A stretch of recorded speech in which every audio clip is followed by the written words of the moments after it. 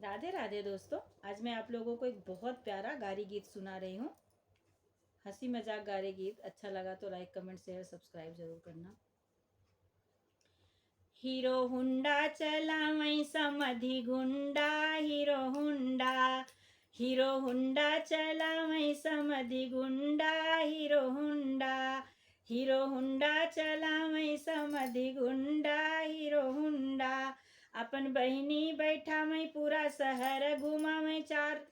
अपन बहिनी बैठा मैं पूरा शहर घुमा मैं, चाट चाउमुन खिया मैं, अपने यार से मिला मैं हीरो हुंडा। हीरो हुंडा घुमा मैं समधि गुंडा, हीरो हुंडा। हीरो हुंडा चला मैं समधि गुंडा, हीरो हुंडा। हीरो हुंडा चला मैं दुल्हे गुंडा, हीरो हुंडा।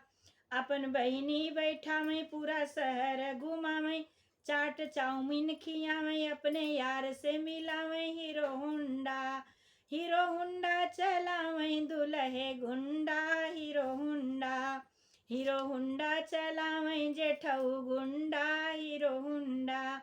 अपन बहिनी बैठा मैं चाट चाउमीन खिला मैं, अपने यार से मिला मैं हीरो हुंडा। हीरो हुंडा चला मैं समधि गुंडा, हीरो हुंडा। हीरो हुंडा चला मैं पंडित गुंडा, हीरो हुंडा।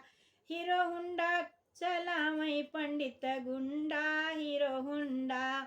अपन बहिनी बैठा मैं पूरा शहर घुमा मैं, चाट चाउमीन खिया मैं, अपने यार से मिला मैं हीरो हुंडा। हीरो हुंडा चला मैं पंडित गुंडा, हीरो हुंडा। हीरो हुंडा चला मैं समधि गुंडा, हीरो हुंडा। हीरो हुंडा चला मैं समधि गुंडा, हीरो हुंडा।